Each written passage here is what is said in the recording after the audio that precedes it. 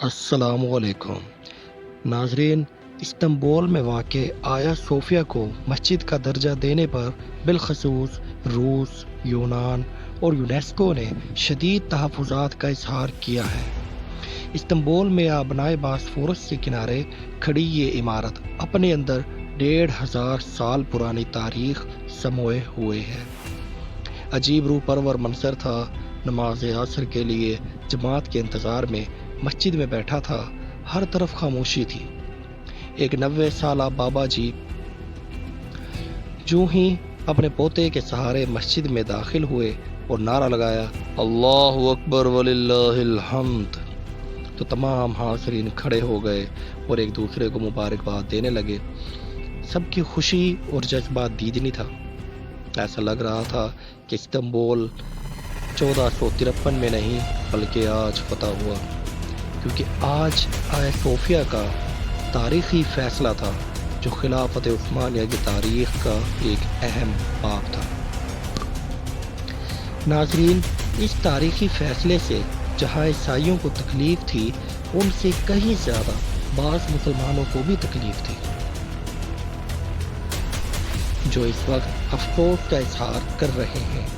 کہ اس چرچ کو جامعہ مسجد میں تبدیل کرنے کی کیا ضرورت تھی، اور اس کو تاریخی ورثے پر ایک حملہ تصور کرتے ہیں۔ ایسے لوگ در حقیقت تاریخ کے اوراق سے لا علم ہیں، یا ان سے مسجد میں توحید کی صدائیں برداشت نہیں ہوتی۔ ناظرین، یہ دراصل وہی لوگ ہیں جن کو غرناطہ اور کرتبہ کی تاریخ تو درکنار، شاید کرتبہ اور غرناطہ کے نام بھی یاد نہیں، جہاں مسلمانوں کی لہو لہان تاریخ دفن ہے۔ اس لیے ان لوگوں سے چند تاریخی حقائق عرض کرنا ضروری سمجھتا ہوں، تاکہ ان کا درد تھوڑا کم یا کچھ زیادہ ہو جائے۔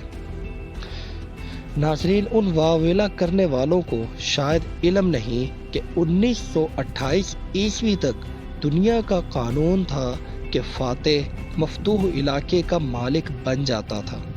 اور اس میں تصرف کا مختار ہوتا۔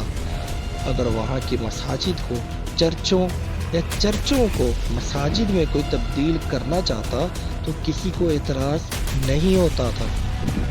صرف مسلمان فاتحین نے چرچوں کو مساجد نہیں بلکہ عیسائیوں نے کئی قدیم مساجد کو بھی چرچ میں تبدیل کیا تھا۔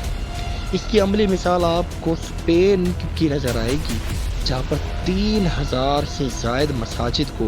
میوزیم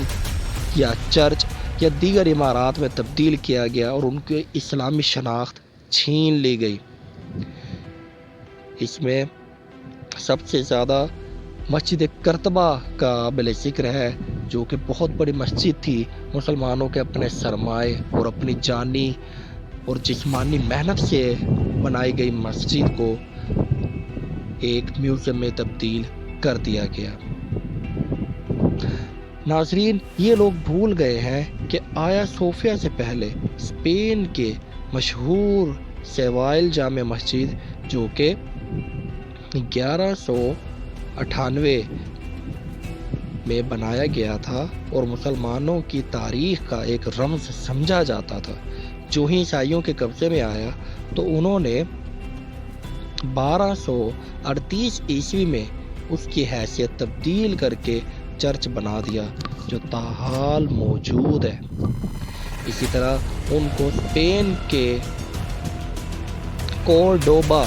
کی وہ تاریخی مسجد یاد نہیں جس کو اموی خلیفہ عبد الرحمن نے 784 عیسوی میں بنایا تھا اور فن تعمیر کا ایک شاہکار سمجھی جاتی تھی، لیکن عیسائیوں نے 1492 میں سینکڑوں سال پرانی اس عمارت کو، اس مسجد کو کیتھیڈرل چرچ میں تبدیل کر دیا۔ یہ لوگ عصر قریب کی الجیریا کی جامع مسجد کا تذکرہ بھی نہیں کرتے، جو کہ 16ویں صدی عیسوی میں عثمانیوں نے بنائی تھی، جس کو فرانس نے قبضہ کرنے کے بعد 1831 میں چرچ میں تبدیل کیا اور 1832 میں اس کے مینار پر فرانس کا جھنڈا لگا کر فتح کا نشان قرار دیا۔ ناظرین، یہ بھول جاتے ہیں کہ جب مسلم فاتح سلطان محمد فاتح ایک مفتوح علاقے میں داخل ہوا، یعنی استنبول میں داخل ہوا، تو استنبول میں کیتھیڈرل چرچ کے عمارت آیا صوفیہ تھی۔ آیا صوفیہ کی عمارت کیتھیڈرل چرچ کے مرکزی حیثیت حاصل تھی، اور جب سلطان محمد فاتح استنبول میں داخل ہوا تو تمام عیسائی کیتھیڈرل عیسائی آیا صوفیہ کے چرچ کے اندر موجود تھے، اور انتہائی ڈرے ہوئے سہمے ہوئے عورتیں بچے سب موجود تھے۔ جب سلطان اندر داخل ہوا تو اس نے ان کے چہرے پر خوف و دہشت کی علامات واضح طور پہ دیکھی، تو سلطان نے وہاں پہ تاریخی جملے ارشاد فرمائے کہ آج میں تم سب کے ساتھ وہی سلوک کروں گا جو کہ ہمارے نبی پاک صلی اللہ علیہ وسلم نے فتح مکہ کے موقع پر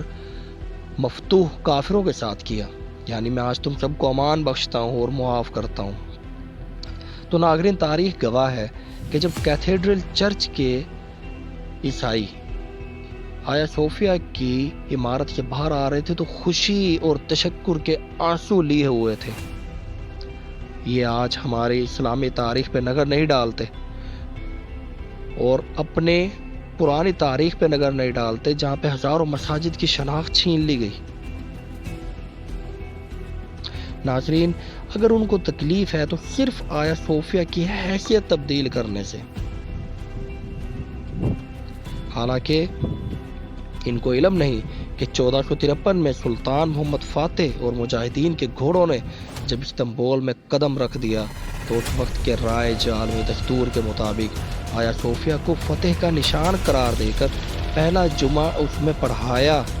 اور بعد میں رسمی طور پر اس کو مسجد کی حیثیت دی گئی، کیونکہ تمام کیتھیڈرل چرچ کے عیسائی استنبول سے اپنی خوشی سے جا چکے تھے